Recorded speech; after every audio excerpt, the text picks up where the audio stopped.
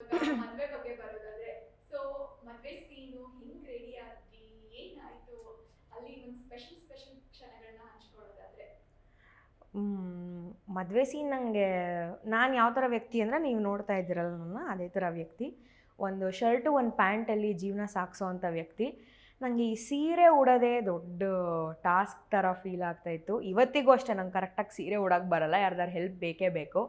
So ಅಷ್ಟು ಸೆಗ್ಮೆಂಟ್ಸಲ್ಲಿ ಸೀರೆ ಉಡಬೇಕು. ಇನ್ನು ಮುಂದೇನೂ ಅಷ್ಟೇ ಸೀನನ ಮನೆಗೆ ಹೋದ್ಮೇಲೂ ಸೀರೆ ಉಡಬೇಕು ಅಂತ ಕೇಳಿದ್ದೆ. ನಾನು ಮದುವೆ ಅಂದ ತಕ್ಷಣ ಫಸ್ಟು ರಿಲೇಟ್ ಆಗುವಂಥದ್ದು, ಓ ಮದುವೆ ಅಂದರೆ ನೆಕ್ಸ್ಟ್ ಸೀರೆ ಅಲ್ಲಪ್ಪ ಅಂತ.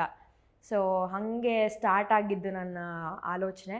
ಅದಾದಮೇಲೆ ರೆಡಿ ಆಗಿದ್ದೇನು ಅಂತಂದರೆ, ಐ ಥಿಂಕ್ ನನಗಿಂತ ಜಾಸ್ತಿ ನನ್ನ ಸೀನನ ಮದುವೆ ಪ್ರೇಕ್ಷಕರ ಬಹುದಿನದ ಬಯಕೆ. ನನಗಿಂತ ಜಾಸ್ತಿ ಎಷ್ಟು comment section, I should really thank Zee social media ಪೇಜ್ನ. ಯಾಕೆಂದ್ರೆ ಅವ್ರು ಒಂದೊಂದು ವೀಡಿಯೋ ಹಾಕಿದಾಗ್ಲೂ ನಮಗೆ ಕಮೆಂಟ್ ಸೆಕ್ಷನಲ್ಲಿ ಏನು ಓದ್ತಾ ಇದ್ವೋ ಅದರಿಂದನೇ ತಿಳಿದು ಬಂದಿದ್ದು ದಟ್ ನನ್ನ ಸೀನನ ಪೇರ್ ಸ್ವಲ್ಪ ಹಿಟ್ ಆಗಿದೆ. ಎಲ್ಲೋ ನಾವು ಹಿಂಗೆ ರಿಯಾಕ್ಟ್ ಮಾಡೋದು ಅಥವಾ ಹಿಂಗೆ ವರ್ಕ್ ಆಗ್ತಾ ಇರೋದು ಕ್ಯಾರೆಕ್ಟರ್ಸು ಜನರ ಮನಸ್ಸಿಗೆ ಮುಟ್ಟಿದೆ ಅಂತ. ಸೊ ನಾವಿಬ್ಬರು ಮದುವೆ ಆಗಬೇಕು ಅನ್ನೋದು ನಮ್ಮ ಆಡಿಯನ್ಸ್ದು ದೊಡ್ಡ ಬಯಕೆ ಆಗಿತ್ತು. ಸೊ ಅದನ್ನು ಕೇಳಿಸ್ಕೊಂಡು ನಮ್ಮ ರೈಟರ್ ಆಗಿರ್ಬೋದು, ಪ್ರೊಡ್ಯೂಸರ್, ಡೈರೆಕ್ಟರ್ ಎಲ್ಲ ಸೇರಿ ಕೂರಿಸಿ ಒಟ್ಟು ನಮಗೆ ಮದುವೆ ಮಾಡಿದ್ದಾರೆ. ಇವಾಗ ಏನಾಗುತ್ತೆ ಮುಂದೆ ಗೊತ್ತಿಲ್ಲ. ರೆಡಿ ಆಗೋದೊಂದು ಮಜಾ ಇತ್ತು. ಆಮೇಲೆ ನಮ್ಗೆ ಯೂಶ್ವಲಿ ಈ ಥರ ಯಾವುದೇ ಸಮಾರಂಭ ಬಂದ್ರೂ, ಮದುವೆ ಆಗಿರ್ಬೋದು ಅಥವಾ ಯಾವುದೇ ದೊಡ್ಡ ಥರದ ಪೂಜೆ ಶೂಟಿಂಗ್ ಆಗಿರ್ಬೋದು, ಔಟ್ಡೋರ್ ಶೂಟಿಂಗ್ ಆದರೆ ಆಲ್ ಆರ್ಟಿಸ್ಟ್ ಬಂದ್ಬಿಡ್ತಾರೆ. ಅಂದರೆ ಈ ಮಾವನ ಮನೆ ಕಡೆಯಿಂದ ಪರ್ಶು ಫ್ಯಾಮಿಲಿ ಆಗಿರ್ಬೋದು, ಸೀನನ್ ಫ್ಯಾಮಿಲಿ ಆಗಿರ್ಬೋದು. ಸೊ ಅವರೆಲ್ಲ ಒಟ್ಟು ಸೇರಿ ಶೂಟಿಂಗ್ ಮಾಡ್ತೀವಲ್ಲ, ಅದೇ ಮಜಾ. ನಮಗೆ ಮಂಜಿ ವಾಪಸ್ ಬಂದಿದ್ದು ಭಾಳ ಮಜಾ ಕೊಡ್ತು. ಸೊ ನಂಗೆ ತುಂಬ ತುಂಬ ಮಜಾ ಕೊಟ್ಟಂಥದ್ದು. But at the same time ಅಣ್ಣ ಪರ್ಫಾರ್ಮ್ ಮಾಡೋತ್ತಿಗೆ ಕೊನೆಯ ದಿನ ಅಲ್ಲಿ ತಾಳಿ ಕಟ್ತಾರಲ್ಲ, ಆವಾಗ ತುಂಬ ರಿಯಲ್ ಎಮೋಷನ್ಸ್ ಫೀಲ್ ಆಯಿತು. ನಮ್ಗೆ ಅವಾಗವಾಗ ಕಟ್ ಹೇಳಿದ್ರು ಕೂಡ, ತುಂಬ ಸೆಗ್ಮೆಂಟ್ಸಲ್ಲಿ ಶೂಟ್ ಮಾಡಿದ್ರು ಕೂಡ ಅದೊಂದು ಏನೋ ಅವ್ನು ಹೇಳ್ತಾನಲ್ಲ, it actually is a very valid point ಅಂತ ನಮಗೂ ಅನ್ನಿಸ್ತು ಅಲ್ಲಿ ಕೂತಿದ್ದಾಗ.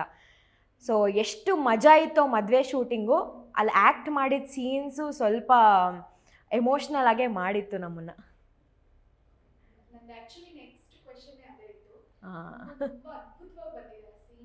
Thank you so much.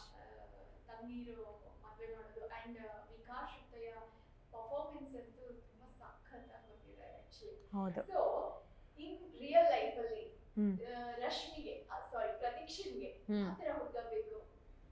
ಪ್ರತೀಕ್ಷಂಗೆ ಯಾವ ಥರ ಹುಡುಗ ಬೇಕು ನನಗೂ ಗೊತ್ತಿಲ್ಲ. ಐ ಥಿಂಕ್ ಸ್ವಲ್ಪ ಪೇಷಂಟ್ ಆಗಿರಬೇಕು. ನಂಗೆ ಪೇಷನ್ಸ್ ಇಲ್ಲ, ಸ್ವಲ್ಪ ಪೇಷಂಟ್ ಆಗಿರಬೇಕು. ಸದ್ಯಕ್ಕೆ ನಾನು ಅಷ್ಟೇ ಯೋಚನೆ ಮಾಡಿರೋದು. ನಿಮ್ಗೆ ಯಾರು ಚೆನ್ನಾಗಿರೋ ಹುಡುಗ ಗೊತ್ತಿದ್ರೆ ಹೇಳಿ.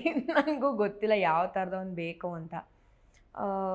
ಐ ಥಿಂಕ್ ಪೇಷಂಟಾಗ ಮೇನ್ಲಿ ಪೇಷಂಟ್ ಆ್ಯಂಡ್ ಎಂಪತಿ, ಇದು ಎರಡೂ ತುಂಬ ಇಂಪಾರ್ಟೆಂಟ್ ಆಗುತ್ತೆ. ಪೇಷನ್ಸ್ ಇರಬೇಕು, ಎಂಪಥೆಟಿಕ್ ಆಗಿರಬೇಕು, ಬೇರೆಯವರ ನೋವಿಗೆ ಭಾವನೆಗೆ ಸ್ಪಂದಿಸುವಂತಹ ಒಂದು ವ್ಯಕ್ತಿತ್ವ ಆಗಿರಬೇಕು.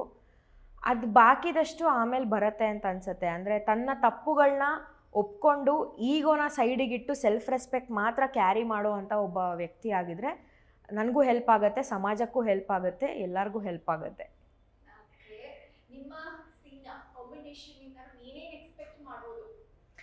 ನನ್ನ ಸೀನ ಕಾಂಬಿನೇಷನಿಂದ ಏನೇನು ಎಕ್ಸ್ಪೆಕ್ಟ್ ಮಾಡ್ಬೋದು? ಮಹಾ ಸಂಚಿಕೆಗೆ ಸ್ವಾಗತ.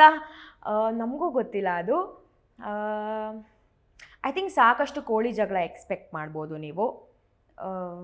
ಯಾಕೆಂದರೆ ನಮ್ಗೆ ಬೇಕೋ ಬೇಡವೋ ನಾವು ರಿಯಲ್ ಲೈಫಲ್ಲೂ ಹಾಗೆ ಇರೋದ್ರಿಂದ ಎಲ್ಲೋ ಒಂದು ಕಡೆ ನಾವು ಪಾತ್ರ ನಿಭಾಯಿಸೋವಾಗಲೂ ಅದ್ರ ಟಿಂಜ್ ಸ್ವಲ್ಪ ಬಂದೇ ಬರುತ್ತೆ. ಕೋಳಿ ಜಗಳ ಎಕ್ಸ್ಪೆಕ್ಟ್ ಮಾಡ್ಬೋದು. ಪಿಂಕಿಗೆ ನ್ಯಾಯ ಸಿಗುತ್ತೋ ಇಲ್ವೋ ಅನ್ನೋದು ಸುಮಾರು ಜನದ ಪ್ರಶ್ನೆ ಆಗಿದೆ. ಅದು ಏನಾಗುತ್ತೆ, ಆ ಕಾಂಬಿನೇಷನ್ ಹೆಂಗಾಗುತ್ತೆ? ಯಾಕೆಂದ್ರೆ ನಾನು ಪಿಂಕಿ ಫ್ರೆಂಡ್ಸ್ ಆಗಿಬಿಟ್ಟಿದ್ದೀವಿ ಇವಾಗ. ನಾನು ಅವಳು ಫ್ರೆಂಡ್ಸು. ಬಟ್ ಸೀನಾ ಹೆಂಗೆ ರಿಯಾಕ್ಟ್ ಮಾಡ್ತಾನೆ ಆ ಸಿಚುವೇಷನಲ್ಲಿ, ನೆಕ್ಸ್ಟ್ ಏನಾಗುತ್ತೆ, ಅತ್ತೆ ಹೆಂಗೆ ಟರ್ನ್ ಆಗ್ತಾರೆ, ಇಷ್ಟು ದಿನ ಒಳ್ಳೆಯವರಾಗಿದ್ದರು, ಇವಾಗ ನೆಕ್ಸ್ಟ್ ನನ್ನನ್ನು ಹೆಂಗೆ ಟ್ರೀಟ್ ಮಾಡ್ತಾರೆ.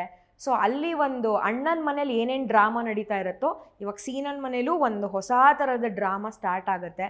ನಾವು ಸಮಾಜದ ಮುಂದೆ ಒಂಥರ ಇರ್ತೀವಿ, ಹಿಂದೆ ಒಂಥರ ಇರ್ತೀವಿ ನಾನು ಸೀನಾ. ಆ ಥರ ಕಾಂಬಿನೇಷನ್ ಹೆಂಗೆ ವರ್ಕ್ ಆಗುತ್ತೆ ಅಂತ ನಾವು ಎಕ್ಸ್ಪೆರಿಮೆಂಟ್ ಮಾಡ್ತಾಯಿದ್ದೀವಿ. ಸೊ ಅದನ್ನು ಎಕ್ಸ್ಪೆಕ್ಟ್ ಮಾಡ್ಬೋದು. ಓವರಾಲ್ ಸಿಕ್ಕಾಪಟ್ಟೆ ಮನೋರಂಜನೆ ಎಕ್ಸ್ಪೆಕ್ಟ್ ಮಾಡ್ಬೋದು. ಎಂಟರ್ಟೈನ್ಮೆಂಟ್ ಅಂತೂ ಗ್ಯಾರಂಟಿ ಕೊಡ್ತೀವಿ.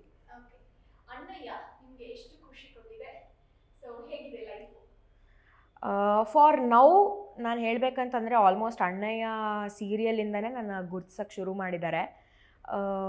ಲೈಫ್ ತುಂಬ ಚೆನ್ನಾಗಿದೆ. ಬಿಕಾಸ್ ನನಗೆ ಈ ಒಂದು ಫೀಲ್ಡಿಗೆ ಬರಬೇಕು ಅನ್ನೋ ಯೋಚನೆನೇ ಇರಲಿಲ್ಲ. ಯಾವುದೇ ಥರದ ಆಡಿಷನ್ಸ್ ಮುಂಚೆ ಕೊಟ್ಟು ಅಭ್ಯಾಸ ಇರಲಿಲ್ಲ. ಲುಕ್ ಟೆಸ್ಟ್ಗಳಿಗೆ ಹೋಗಿ ಗೊತ್ತಿರಲಿಲ್ಲ. ಸುಪ್ರೀತಾ ಅಕ್ಕ ಇಂದಾನೇ ಪ್ರಮೋದ್ ಶೆಟ್ಟಿ ಅವರು, ಸುಪ್ರೀತಾ ಶೆಟ್ಟಿ ಅವರಿಂದನೇ ನಾನು ಫಸ್ಟ್ ಇದು ಲುಕ್ ಟೆಸ್ಟ್ ಫೇಸ್ ಮಾಡಿದ್ದು. ಆ್ಯಂಡ್ ಇದೇ ನನ್ನ ಫಸ್ಟ್ ಸೀರಿಯಲ್ಗೆ ಸೆಲೆಕ್ಟ್ ಆಗಿರುವಂಥದ್ದು. ಸೊ ಈ ಫೀಲ್ಡ್ಗೆ ಪಾದಾರ್ಪಣೆ ಮಾಡೋಕ್ಕೆ ನನಗೆ ಅಣ್ಣಯ್ಯ ತುಂಬ ಸಹಾಯ ಮಾಡಿದೆ, ತುಂಬ ಕಲಿಸ್ಕೊಡ್ತಾ ಇದೆ. ನನಗೆ ಎಷ್ಟೊಂದು ಟೈಮ್ ಮ್ಯಾನೇಜ್ಮೆಂಟಿಂದ ಹಿಡಿದು ನನ್ನ ಫುಡ್ ಪ್ಯಾಟರ್ನಿಂದ ಹಿಡಿದು ಈ ಇಂಡಸ್ಟ್ರಿ ಹೆಂಗೆ ಫಂಕ್ಷನ್ ಆಗುತ್ತೆ ಅನ್ನೋದೇ ನಂಗೆ ಐಡಿಯಾ ಇರಲಿಲ್ಲ. ಬಿಕಾಸ್ ಕಾರ್ಪೊರೇಟಲ್ಲಿದ್ದು ಅಲ್ಲಿ ಕೆಲಸ ಮಾಡಿ ಎಲ್ಲ ಗೊತ್ತಿದ್ದರಿಂದ ನನಗೆ ಐ ಥಿಂಕ್ ಈ ಫೀಲ್ಡ್ ಬಗ್ಗೆ ನನಗೆ ಹೊಸ ದ್ವಾರನ ಓಪನ್ ಮಾಡಿದೆ ಅಣ್ಣಯ್ಯ ಸೀರಿಯಲ್. ಆ್ಯಂಡ್ ನಾನು ಐ ಆಮ್ ವೆರಿ ಗ್ರೇಟ್ಫುಲ್. ಅದರಲ್ಲೂ ಗುಂಡಮ್ಮ ಪಾತ್ರ ಇಷ್ಟು ಹೈಲೈಟ್ ಆಗಿರುವಂಥದ್ದು, ಅಥವಾ ನನಗೆ ಅನಿಸಿರೋದು ನಾನು ಒಬ್ಬಳೇ ಅಲ್ಲ, ನನ್ನ ಥರದವ್ರು ಸುಮಾರು ಜನ ಇದ್ದಾರೆ ಅಂತ ನನಗೆ ಇವಾಗ ಗೊತ್ತಾಗ್ತಾ ಇದೆ, ಅರಿವಾಗ್ತಾ ಇದೆ. ನಾನು ಅಂದ್ಕೊಂಡಿದ್ದು ಯಾರೋ ಒಂದು 2-3 ಜನ ಇರ್ತಾರೆ ಈ ಥರ ಟಾಮ್ ಬಾಯ್ಗಳು, ಅಥವಾ ಈ ಮನೇಲಿ ಏನು ನಡೀತಾ ಇದೆ ಅಂತ ಎಲ್ಲ ಗೊತ್ತು, ಆದರೆ ಜಾಸ್ತಿ ಅದಕ್ಕೆ ಟೆನ್ಷನ್ ತೊಗೊಳ್ದೆ ನನ್ನ ಲೈಫ್ ನಾನು ಹಿಂಗೆ ಇರ್ತೀನಿ ಅನ್ನೋರು ತುಂಬ ಜನ ಇದ್ದಾರೆ ಅಂತ ಗೊತ್ತಾಗಿದೆ. ಆ್ಯಂಡ್ ಎಲ್ಲಿ ರೆಸ್ಪಾಂಡ್ ಮಾಡಬೇಕು, ಎಲ್ಲಿ ರೆಸ್ಪಾಂಡ್ ಮಾಡಬಾರ್ದು, ಎಷ್ಟು ಜೋವಿಯಲ್ ಕ್ಯಾರೆಕ್ಟರ್ಸ್ ಎಲ್ಲ ನನಗೆ ಆ್ಯಕ್ಚುಲಿ ಇನ್ನೂ ಕರೆಕ್ಟಾಗಿ ಹೇಳಬೇಕಂತಂದರೆ ಪಬ್ಲಿಕ್ ಜೊತೆ ನನ್ನ ಸ್ವಲ್ಪ ಹತ್ತಿರ ಮಾಡಿದೆ ಅಣ್ಣಯ್ಯ ಸೀರಿಯಲ್ಲು, ಗುಂಡಮ್ಮ ಪಾತ್ರ. I think I am really very grateful ನನಗೆ ಇದು ಸಿಕ್ಕಿರುವಂಥದ್ದು, ಈ opportunity. Thank you so much. Thank you so much.